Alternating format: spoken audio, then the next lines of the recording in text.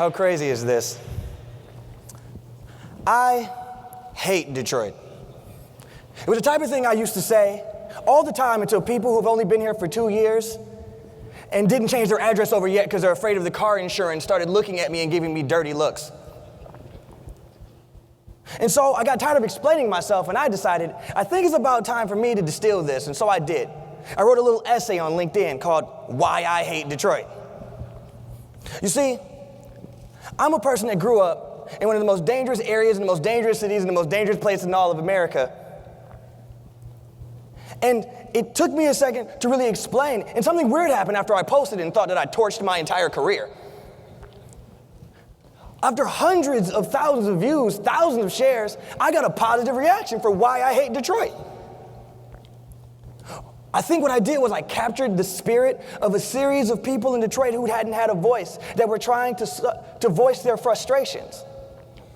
It also had a silver thin lining of the people that were new, that said, yes, this is bad, but it could be better. You see, growing up where I grew up, I always viewed the world this way. Yes, this might be bad, but this can be better. But somebody asked me, how can you look at the world that way? How can you look at everything that's bad and still think that it could be better? I said it was some form of naive optimism, and so I named it bitter optimism. The idea that you could look a challenge right dead in the eye. You don't need rose-tinted glasses to change the world.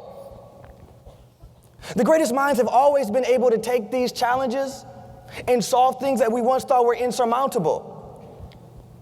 And that's the thing that's great about Detroit. With so many challenges, we have more opportunities to change the world than anywhere else. But here's the thing, in order to do that, you must deal with the community. And if you want to deal with the community, you must communicate. You can't work with the community without communication. And that's where we have our fundamental breakdown. You see, what we do is we forget that language, literacy, and communication are a little different. I heard an anecdote one time that said, if you meet someone speaking broken English, that means they're on their second or third language. Your inability to understand them is actually a product of your own ineptitude and not theirs.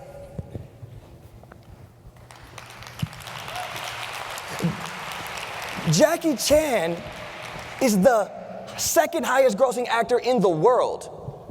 Why? Because he's able to communicate, and though he makes fun of his English, he communicates with a broadly larger audience than any of us. And so why is it that when you hear Detroit stories from native Detroiters, you think your degrees are broader than their lived experiences? Why is it that when you go and you look at things, you try to figure out where you bring your bias to how people communicate? And why do you applaud for people when they're able to share their ideas, as if someone who was 60 years old, who ran a business and ran a family, would not be able to effectively communicate? You are well-spoken is not a compliment. But this is the power of storytelling. It allows us to be transported. It allows us to be in the body of a billionaire playboy flying around fighting intergalactic threats. And it allows you to be transformed into a lion, join a pride, and cry profusely when Mufasa died. And if you didn't, you're a monster. But what has it done for humanity? It allowed us to look back into the eyes of a war that we tried to avert our eyes from. And it allowed us to see what it's like for somebody who would give everything to make a greater stand than what is their body. It gave us the broadest display of sexual harassment and assault in the history of America. But we've ascribed some idea of victory to this. And it allowed us to deal with the unbridled joy of Chewbacca Mom and share it with thousands of our friends.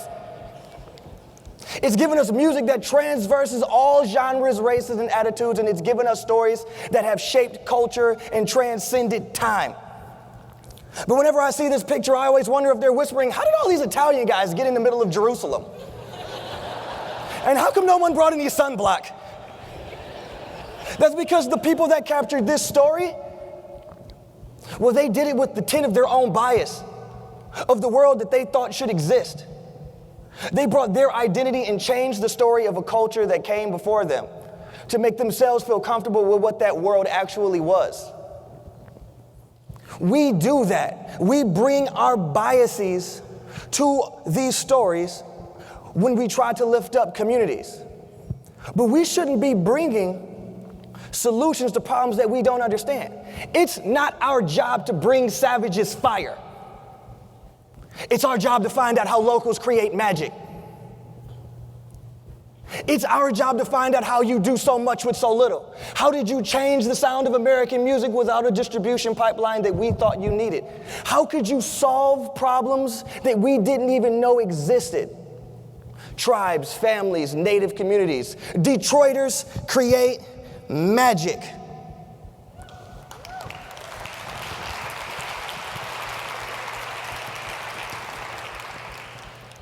And that's why we must fight to preserve and fight for our stories. For everyone young that's watching this, that's why there is power in the culture that you bring. It's not time for you to speak and act like anyone else. It's time for you to be you. How is it possible for a small dance that happened outside of Atlanta to become a dab that Hillary Clinton was learning with Ellen DeGeneres? Because your culture has value.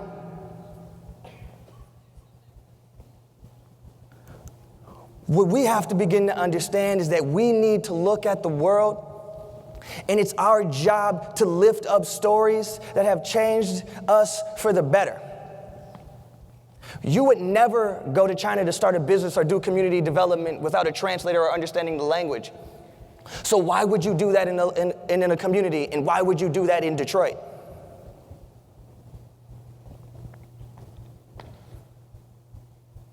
Truly, we must understand that when we allow people to speak for their communities and they stand up, we are not giving them a platform. They are giving us a gift. They're allowing us to peer into a world that we could not possibly understand. And when we allow ourselves to be lifted out of our body and placed into the shoes of those that are not quite like us, hopefully we can see a world that we thought we knew. We can find answers to problems that we didn't know existed and solutions to challenges that we didn't know we could find. And hopefully we can be better for it. Thank you.